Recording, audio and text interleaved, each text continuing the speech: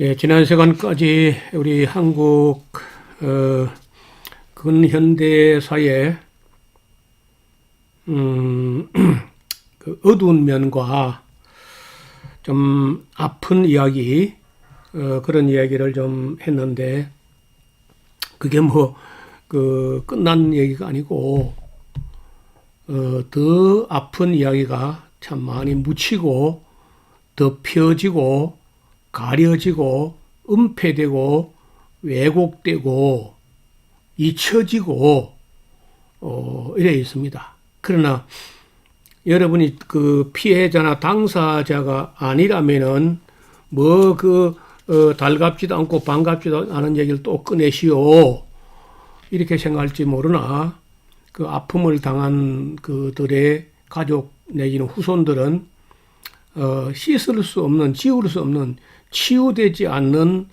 상처를 그대로 안고 고통 속에 있습니다.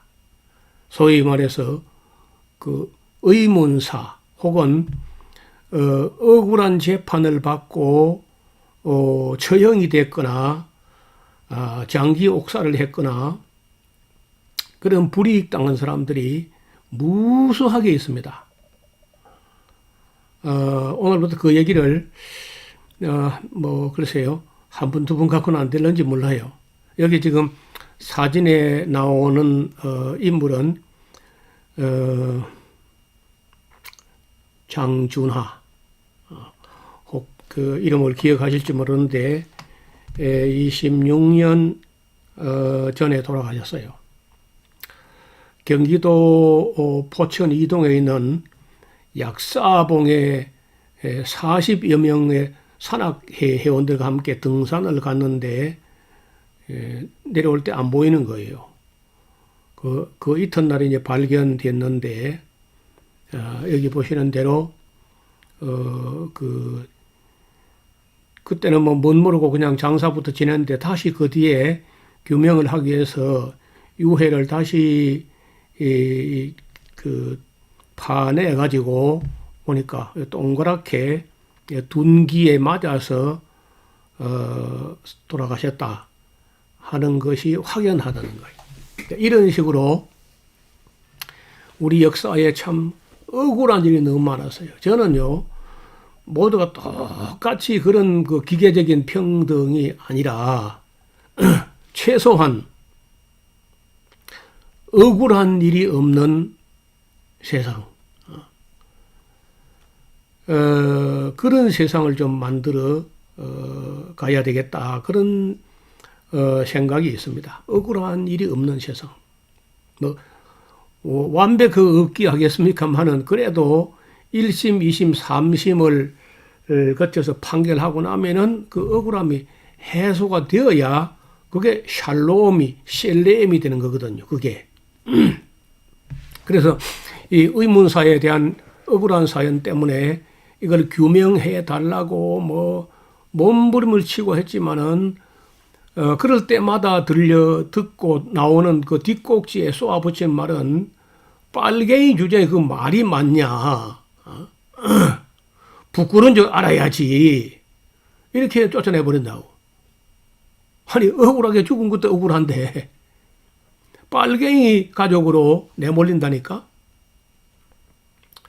그 연좌제에 걸려가지고 취업하거나 공무원 시험을 치거나 하면요, 그 신원조에 다 그게 불거져 나와가지고 다 불합격이야, 그냥. 자, 이런 일이 이제 언제까지 계속되느냐. 김영삼 이전까지는 계속 있었어요.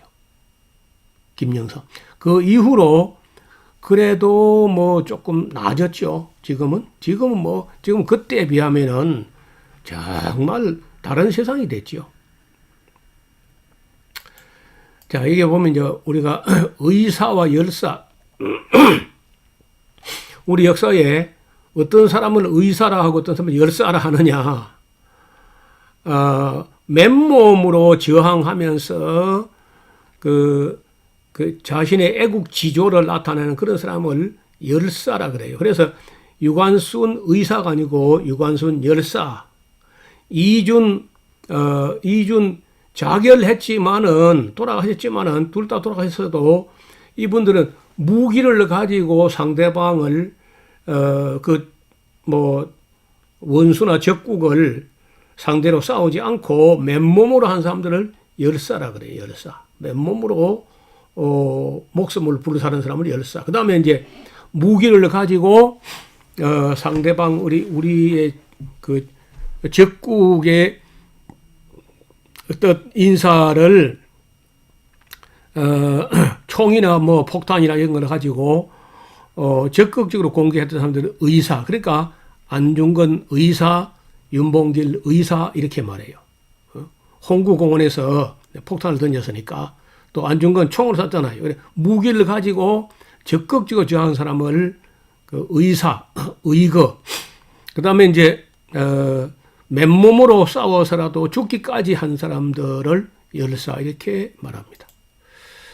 그다음에 이제 또 다른 이제 선열 혹은 지사, 순국 선열도 있고 애국 지사 이렇게 불러지는데 김구 같은 어른은 애국 지사 이렇게 말하고 안창호 같은 경우는 순국 선열 이렇게 분류를 합니다. 그래서 우리 앞서서 이렇게 이제 그 한국, 우리 조선 혹은 대한민국 초기에는요, 일본 사람들이 상상 안 했던 사람들이 나타나는 걸 그들이 보면서 굉장히 두려워합니다. 놀라고. 이런 일들이요, 잘 없는데 우리 민족에게는 그런 정신이 있다니까요. 그러니까 여기 유신시대, 즉 1975년도 8월 17일에 장준하는 유신정권에 저항하는 그런 일과 관련해가지고 비밀리에 김대중 의원 이런 분들과 함께 야당 인사들과 연락도 하고 자신의 측근이었던 임춘원 집으로 초대해 식사를 하고 식사 마치고 나서 장준하는 호림 산악회라는 그 산악회 회원 40명과 함께 경기도 포천 이동면에 약사 계곡 입구에서 도착해가지고 약사봉에 올라가요. 그리고 이제 그날 오후 약사 계곡 방향으로 뻗은 절벽 아래서 김용환 및 호림 산악회 회원들에 의해서 사체로 발견되는데요. 이날 형식적인 사고 조사와 시신 수습이 이루어진 이후 시신은 유족들에게 이제 인계되긴 했습니다. 의문사 사례 중 대표적인 사건인데 지금까지 의문사로 남아있죠. 그러나 유해가 보여주는 골상을 보아서는 사고사가 아니고 누군가 둔기로 가해를 했다는 것은 뭐 거의 의심의 여지가 없는 거죠. 놀랍게도 이러한 의문사는 계속 이어져 왔습니다. 그래서 의문사도 문제지만은 생사람을 간첩으로 몰아가지고 죽이는 일도 계속되어 왔습니다. 우리 역사에. 일제 이후에 말이에요. 일본 사람도 그렇게 일본 사람도 뭐 나쁜 사람들이 많았지만 그렇게 하지 않았습니다. 생사람을 잡아가지고 뭐 간첩으로 몰거나 그래 안 했다고요. 자, 우리 좀 잠깐만 우리 자신을 돌아볼 필요가 있는데 한국인들에게 그 성품에 저항 정신이 흐르고 있어요. 한국인들의 피에 그 정신에 저항 정신이 있습니다.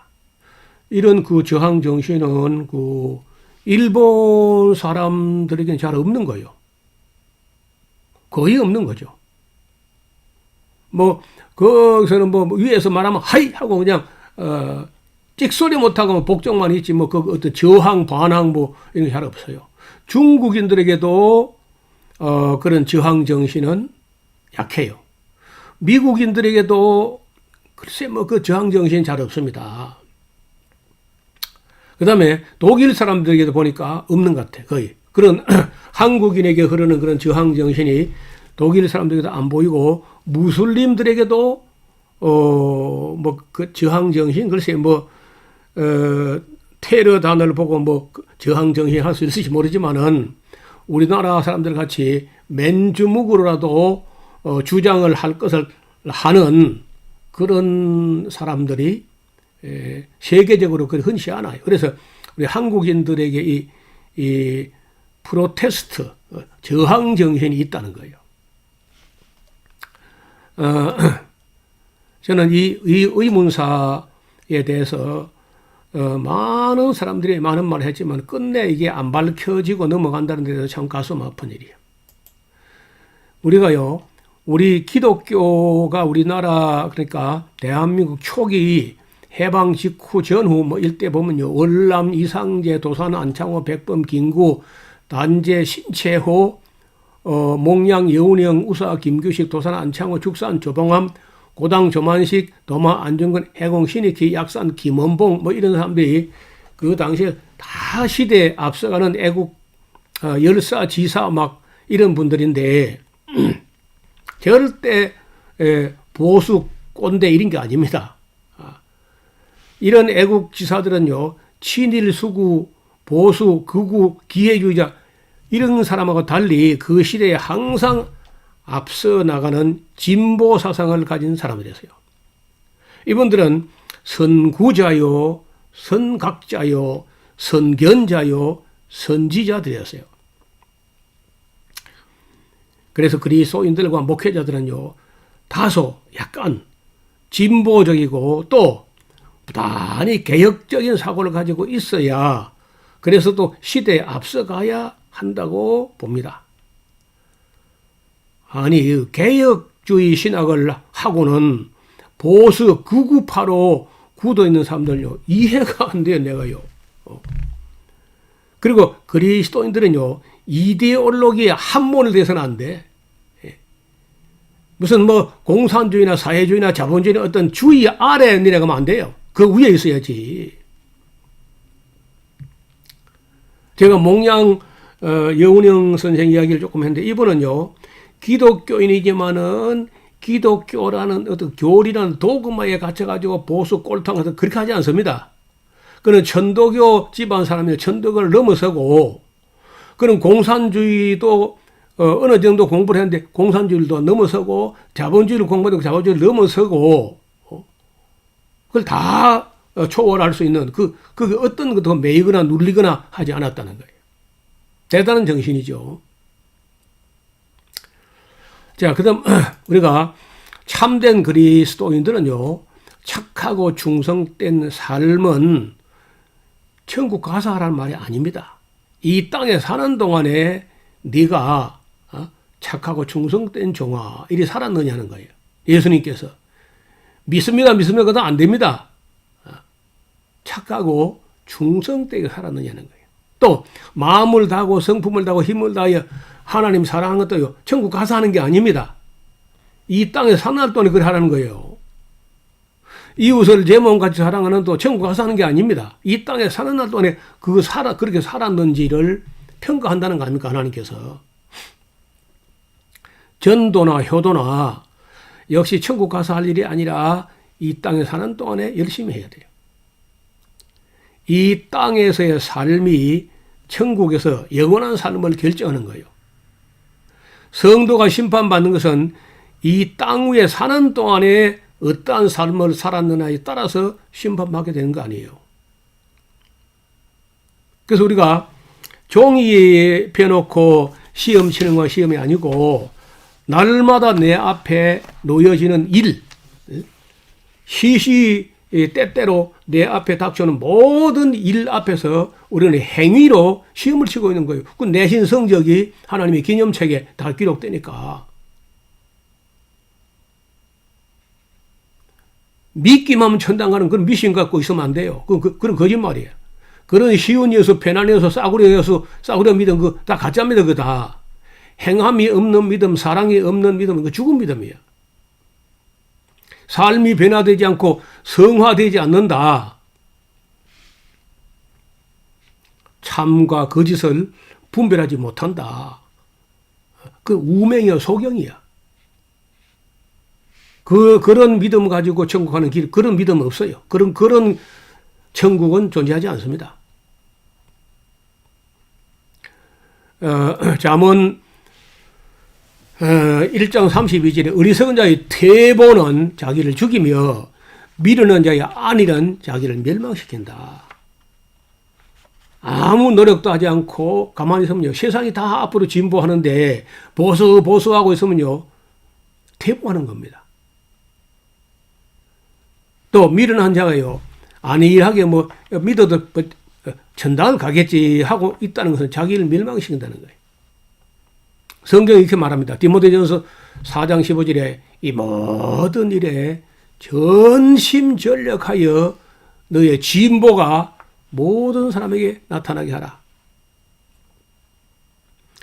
악하고 잘못된 권력에 대해서 저항, 프로테스트 하지 않는 신앙은요, 죽은 신앙이에요. 시대에 뒤떨어진 사람들은 결코 그리스도의 사람들이 아닙니다. 우리 사회에서 보수라는 사람은 대개 퇴보하는 사람들이고, 수구, 보수, 친일파 영향권 안에 있는 사람들은 곤란해. 행함이 없는 믿음은 죽은 믿음이고, 진보하지 않는 사람은 퇴보하는 것이고, 또 사랑하지 않는 믿음은 아무것도 아니야. 이런 교회에서 점점 젊은 층과 청년들이 떠나고 있는 이유가 교회가 서야 할 곳에 서 있지 않고 악한 권력 좌편에 서서 보수하고 있으니까 젊은 사람들이 다 떠나버리는 거예요. 정신 차리는 목사님들죠. 마태복음 6장 33절에 그런즉 너희는 먼저 그의 나라와 그의 의를 구하라. 그리하면 이로써 이 모든 것을 이게 더하여 주시오. 그 나라와 그 의를 구하라 하시는 말씀은 천국 가서 하는 게 아닙니다.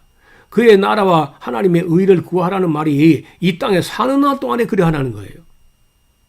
또 하나님의 뜻이 하늘에서 이룬같이 땅에서 이루어지게 해야 돼요. 공법을 물같이 정의가 강물같이 흐르는 세상을 만들어 가는데 기독교인이 앞장을 서야 돼요. 뒤에서 보수하고 있을 게 아니라 누구를 위해서 뭘 보수한다는 거예요.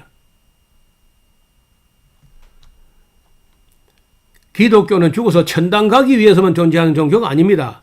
이 땅 위에 하나님의 나라가 이루어지도록 기도하고 노력해야 돼요.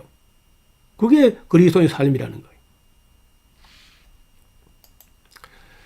이승만, 박정희, 전두환 시대의 악한 정치는요, 일제 시대에 몇 배나 더 악했어요. 일제도 악하긴 하지만요, 그래도 어떤 비교적 절차를 따라 진행되는 재판을 기대할 수가 있어요. 일제시대 진짜 그렇게 날치기 그런 재판도 없이 마구 사람 죽이는 그거 하지 않습니다. 일제가 악하긴 하지만 그래도 재판을 절차를 따라서 재판을 합니다.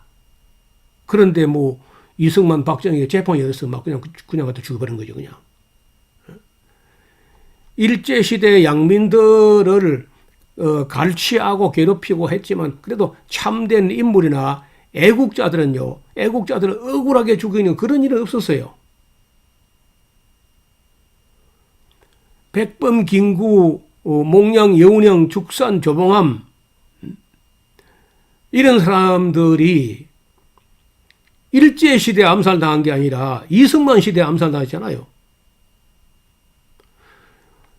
자, 이제부터라도 우리는요, 좀 정직하고 성실하게 역사적인 진실을 들여다봐야 됩니다. 지금까지 숨기고 감추고 덮어 은폐하고 일반인들 속여갔지요. 그러나 지금은 그런 시대하고 달라서 성의만 있다면은요, 얼마든지 책도 볼 수 있고 얼마든지 유튜브 검색도 할 수 있고 자료가 많이 있습니다. 다만 가짜 정보, 반민족적인 사람들에 의해서 만들어지는 그런 거짓 정보에 휘둘리지 않아야 돼. 그래야 그런 유튜브에 휘둘리면 진실을 보지 못해요. 우리 시대에 쓴소리 하는 사람들의 말을 한번 들어봐야 됩니다. 그거 없잖아요. 김용옥 교수가 가끔 쓴소리 바른 말 가끔 해요, 보니까. 그 사람 입을 누가 막을 수 있으리요? 그러니까 근데 그거 왜, 글쎄 잘 안 합니다. 너무 이미지 가려고 조심하고, 겁내가지고 그런지 말을 안 하는 거라. 그러나, 한국 현대사를 공부한 젊은 역사학도들은요, 지금은 상당히 많이 그 인식이 좀 달라지고 있어요. 그래서 이제 연세 많은 분들이요, 젊은 사람 말을 들어봐야 돼. 그리고 난 젊은 사람 다 있나는 보니까. 연세 드신 분들은 대개 쏘가왔기 때문에 젊은 학자들이 하는 말에 한 귀를 기울여 봐야 됩니다.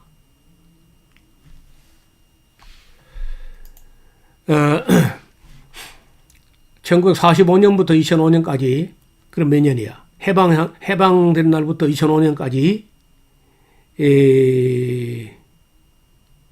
노무현 때까지 60년 동안에 아무리 억울한 일이 있어도 어디 가서 하소연할 곳이 없었어요. 혹 어떤 사람이 자기 가족 중에 억울하게 죽은 사람이 있어가지고 이에 대해서 통사정을 이야기하려 하면 한두 마디로 안 되잖아요, 그게. 그래서 좀 진지하게 이야기를 길게 장황하게 설명하려고 하면은 말이 많은 사람으로 몰아가지고 빨갱이로 낙인을 찍으려고 그래요. 우리 사회에서 말이 많은 빨갱이 그러죠. 너무 억울하니까 어디가 찾아가서 관공서 가지고 내 아들이 왜 착한 사람인데 신원조에 걸려가지고 왜 취업에서 밀리고 공무원 시험도 안 되고 왜 이러냐고 이제 그 해명하러 가면은 빨갱이를 몰아버려요.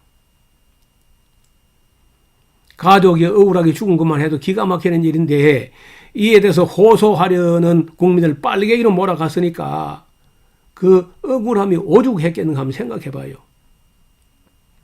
그게 한두 건, 한두 사람 같으면 제가 말은 안 합니다. 예를 수십만, 수백만이야. 그런 사람들 말하는 입이 없어요. 그만 체념하고 포기한 겁니다. 그래 이제 그때 국민 정서의 통합을 강조했던 지역주의 타파를 했던 노무현 대통령이 국민 통합을 위해서 먼저 진실을 밝히고 나서라야 용서하고 화해가 이루어질 것이라고 생각해가지고 이 엄청난 일을 추진하게 되는데요. 쉽지 않은 일입니다. 참여정부라는 그 정부가 어려운 일을 해낸 건데 우리 국민들은 또 잊어버렸습니다. 망각의 은혜가 있어가지고 잘 잊어버려요. 여기 이 책을 좀 보실까요? 여기 보면은 조사 보고서인데 이게 무슨 보고서가 이렇게 많으냐. 억울하게 죽은 사람들이 너무 많아. 수십만이라, 최소 수십만. 이승만, 박정희, 전두환 시대에 억울하게 죽은 사람이 너무 많아. 수십만 죽었어요. 그래서 그 억울한 것 때문에 그 핏소리가 하늘에 사무치고 있다고. 아무도 안 들어줘요.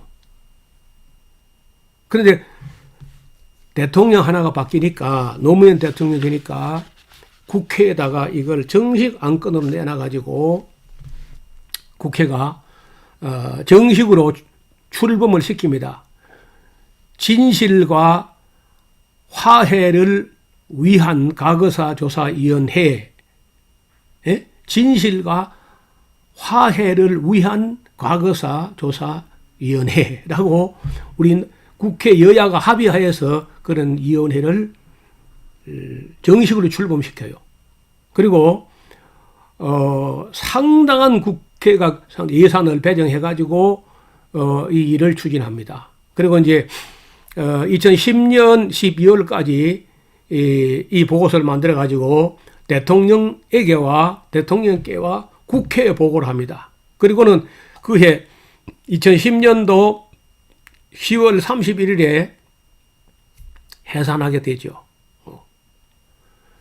이 보고서는 비매품으로 제작되고 한정판이 만들어졌기 때문에 누가 사고 싶다고 살 수도 없고 구할 수도 없는 건데 제가 이런 한국 근현대사에 대해서 공부를 하려고 좀 마음을 먹고 찾고 찾으니까요. 누가 이걸 소장하고 있다가 괜히 무겁고 짐되고 처분하고 싶다고 그런 정보를 제가 입수하고 제가요. 돈을 따지지 않고 내가 사겠다고 나서서 이걸 산 겁니다.